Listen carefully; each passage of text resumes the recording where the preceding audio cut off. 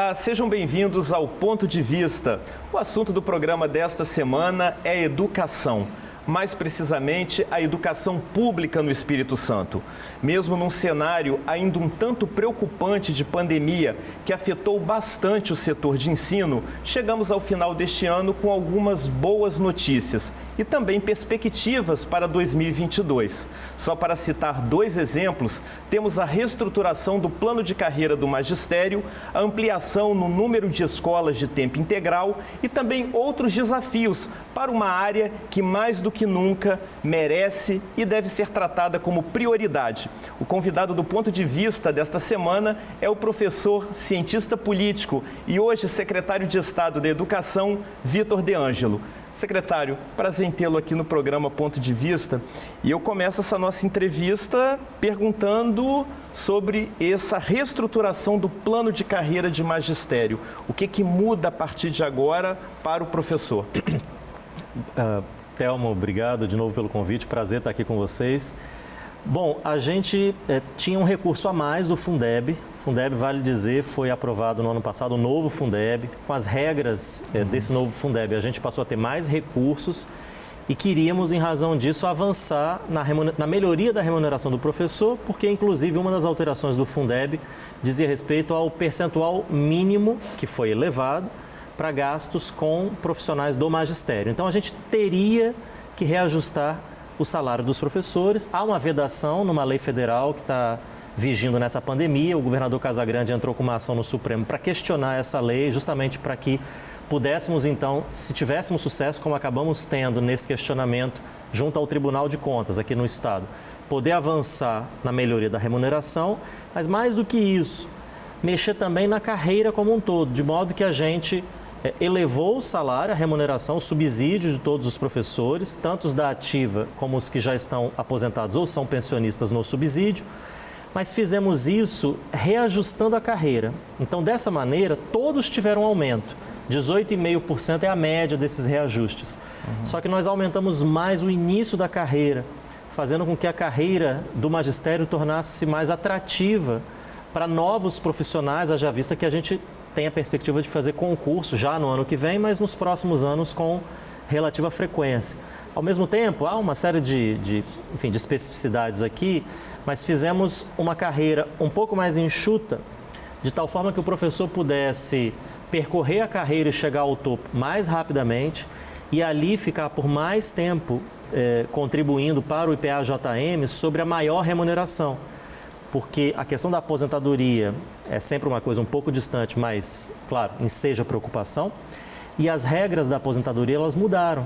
Então, hoje, a contribuição, a aposentadoria, melhor dizendo, ela se dá sobre a média das contribuições. E, portanto, quanto mais rápido você chega ao topo, e, portanto, ao maior salário, e quanto mais tempo você fica ali contribuindo sobre essa maior remuneração, maior é a sua aposentadoria.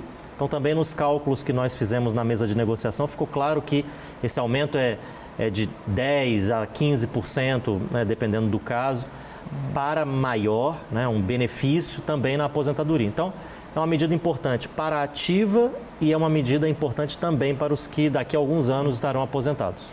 E essa reestruturação do plano de carreira, ela foi bastante consensualizada, né, com os atores aí envolvidos, não? Bom, você sabe que a gente não chega a esse tipo de entendimento com um consenso sobre 100% dos pontos. Mas eu acho que houve muita honestidade e transparência da parte do governo em dizer quais eram as fontes de recurso, até onde poderíamos gastar e quais eram as premissas da nossa negociação. E houve muita boa vontade também, né, maturidade no entendimento da parte dos outros atores, notadamente os sindicatos, os Sindiúps, para compreender as nossas premissas, os nossos limites, as nossas intenções, pautar também aquilo que era a sua reivindicação. Algumas coisas nós sim pudemos atender e conseguimos, outras nós não fizemos e explicamos a razão, mesmo respeitando e entendendo o ponto de vista do sindicato. Então, no final, há um consenso, aí eu prefiro dizer dessa forma, de que esta proposta era, no conjunto das posições que o governo tinha e o sindicato tinha, a proposta consensual sobre o quão distante a gente poderia chegar, sem ferir nem aquilo que pediu o sindicato, embora não tenha sido, e é importante dizer, atendido em 100% das coisas, mas também sem ferir aquelas premissas do governo, que não são só para o magistério, não são apenas do governo Casagrande, são premissas de Estado, como, por exemplo, e fico nesse exemplo, o equilíbrio das contas públicas e o equilíbrio do IPA-JM. Não adianta a gente fazer movimentos que desequilibram o sistema previdenciário do Estado do Espírito Santo como um todo. Bom, falando agora a questão das escolas, né, de tempo integral, de ensino em tempo integral, né? Temos ampliação aí para o próximo ano? Nós, em 2022, vamos abrir mais 40 escolas de tempo integral. Boa parte delas escolas de 7 horas. Vale dizer que toda escola com carga horária anual superior a 1.400 horas, o que dá 7 horas dia, é uma escola de tempo integral pela legislação. Quando nós chegamos à secretaria, só havia um modelo de escola de 9 horas e meia. Ela tem o seu lugar, nós criamos várias outras, mas nós também buscamos diversificar essa oferta para atender a um público que é heterogêneo. E nós, nessas escolas de 9 horas e meia, recebemos uma rede com 32 escolas. Estamos entregando, no ano que vem, uma rede com 132 escolas. Então, com essas 40 que a gente vai abrir no ano que vem, nós teremos, no ano de 22, último ano da nossa gestão, 132 escolas, o que é um salto de 100 unidades escolares com oferta de tempo integral. Uma parte importante, praticamente metade, escolas de 7 horas, quase todas elas integradas ao ensino técnico profissional. Então, são escolas em tempo integral, integradas à educação técnica e profissional. Já existem estudos, levantamentos para testar que o desempenho desses alunos que estão em escolas de tempo integral é um desempenho mais satisfatório do que aqueles que estão nas demais escolas nesse horário mais comum? Existem estudos, mas são estudos ainda muito pontuais. De forma mais abrangente, os estudos dizem respeito à oferta de tempo integral como um todo. E claro, se é assim para outros lugares, é assim também para o Espírito Santo. A gente já viu isso no PAEBs, na prova do SAEB, em anos anteriores, o desempenho das escolas de tempo integral ser um desempenho muito bom, não obstante o fato de que há várias outras escolas de tempo parcial que também têm um desempenho muito bom. Agora, uma avaliação mais sistemática, ela realmente ainda não existe, até porque nesse período da pandemia nós tivemos a suspensão de algumas dessas avaliações, de tal modo que nesses 3 anos de gestão, 2, praticamente nós passamos inteiros sem uma avaliação em larga escala. O que teremos agora com o PAEBs, que vai ser aplicado, e, portanto, no início do ano que vem a gente vai ter resultado que vai nos permitir, por escola e por aluno, inclusive, ter um resultado mais preciso. Mas nessas visitas e contatos junto à comunidade escolar, vocês recebem esse feedback de alunos e professores com relação à escola de tempo integral? Eu acho que o que nessas visitas fica claro é a adesão, é o engajamento. E isso sim, temos uma devolutiva muito, muito importante. Agora, para falar de aprendizagem, é importante a gente se basear em evidências, mais do que testemunhos, porque às vezes o testemunho ele pode ser muito particular daquela escola ou daquele grupo de alunos. E para isso só mesmo as avaliações. Mas certamente os testemunhos, aquilo que a gente escuta nas visitas, dizem muito sobre a adesão, o engajamento, a aceitação dos estudantes, do professor, da família. E as devolutivas são, sim, muito positivas. Mas você diria que é um caminho para tornar a escola mais atrativa, né? Porque é um dos grandes desafios hoje da educação, é justamente tornar a escola um espaço de atratividade, né? Para essas crianças e essa juventude, principalmente, que está aí, né?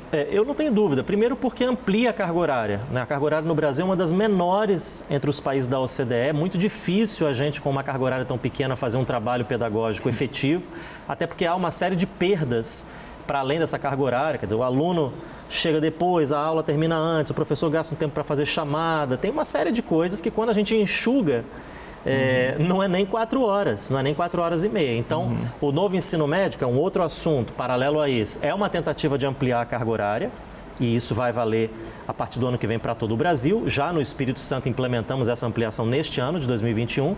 E o tempo integral, independente se o currículo é um novo ou não, e se é mesmo de ensino médio ou só escola de ensino fundamental, só a ampliação de carga horária, por si só, já garante tempo de exposição ao aluno às situações de aprendizagem. E quando a gente entra, para além da ampliação, com uma carga horária com uma metodologia diferenciada, com um trabalho muito particular que é realizado na escola de tempo integral, então as possibilidades de ganho são realmente reais e muito grandes. Como estaria hoje a adesão das escolas de tempo integral no que diz respeito às redes municipais? Os municípios, eles de uma certa forma estão aderindo ou ainda é muito incipiente essa adesão? É muito incipiente. Eu vou falar da política de tempo integral do Estado, mas a escola de tempo integral ainda é muito incipiente. São pouquíssimos municípios do Espírito Santo que têm oferta de escolas em tempo integral. Eu não estou falando de educação infantil, porque creche até existe, ensino da pré-escola também. Mas ensino fundamental 1, por exemplo, é muito pouco. Então, é por isso que nós, no governo Casagrande, criamos o PROET, nesse ano de 2021, que é um programa de fomento às escolas de tempo integral nos municípios, com o apoio do Estado. São recursos da Secretaria de Estado da Educação, para que os municípios se engajem nessa oferta. Por quê? Porque a gente entende, em primeiro lugar, que existe um plano de educação que estabelece metas. Essas metas são para o Estado, o território, não para a rede estadual. E a gente tem feito um movimento muito acentuado de expansão da nossa rede do governo estadual, mas não tem visto isso no município. Então, na média, o Espírito Santo cresce pouco na comparação com essa meta do plano de educação. E, por outro lado, até pelas razões que eu já te apresentei, a resposta à pandemia passa, sem dúvida nenhuma, pela escola de tempo integral. E a pandemia não trouxe prejuízo só para o aluno do Estado, também para o do município, se não for, sobretudo, para o do município. Vamos pensar o aluno que está no processo de alfabetização, quanto ele foi prejudicado. Então, apoiar o município tem sido um objetivo nosso e houve uma adesão importante no PROET esse ano. Há perspectivas de ampliação do ensino noturno também, secretário? O ensino noturno precisa ser avaliado caso a caso. O que nós temos visto é um apelo, às vezes, um tanto genérico para a abertura de turmas em vários lugares, mas toda a política pública precisa se basear, como eu também já disse, a respeito da aprendizagem na escola de tempo integral, em evidências. E uma das evidências é a demanda. A nossa demanda tem sido historicamente muito baixa e decrescente. Essa é uma das razões principais pelas quais nós temos poucas turmas de ensino noturno. Secretário, para finalizar essa nossa entrevista, que já está se encaminhando para o final, eu gostaria de perguntar o seguinte: quais são os desafios e perspectivas para a educação pública aqui no Espírito Santo, nesse novo ano aí que está chegando? Os desafios são grandes, a pandemia ela já está passando, mas para a educação talvez é agora que ela vai mostrar a sua cara, por assim dizer. Nós teremos graves problemas no Brasil e no Espírito Santo, não será diferente, de aprendizagem, de evasão, e precisamos pensar, como já estamos pensando e fazendo, inclusive, um trabalho muito consistente para atacar esses dois desafios. Trazer os alunos de volta para a escola e evitar que aqueles que estão praticamente abandonando, abandonem, e, ao mesmo tempo, aqueles que estão no ambiente escolar, fazer um trabalho com eles de fortalecimento de aprendizagem. Essa pandemia, então, ela gerou uma perda de qualidade muito séria na questão do ensino, não?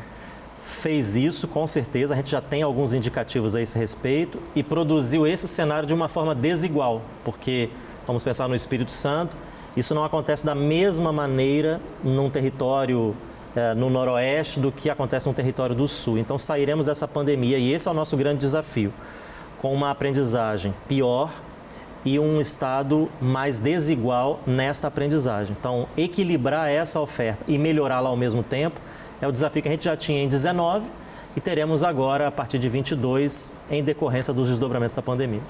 Obrigado, secretário, pela entrevista. Sucesso aí nesses desafios, né? Porque a educação ela precisa realmente ser e se tornar uma prioridade aqui nesse país. Muito obrigado pela sua participação. Eu que agradeço.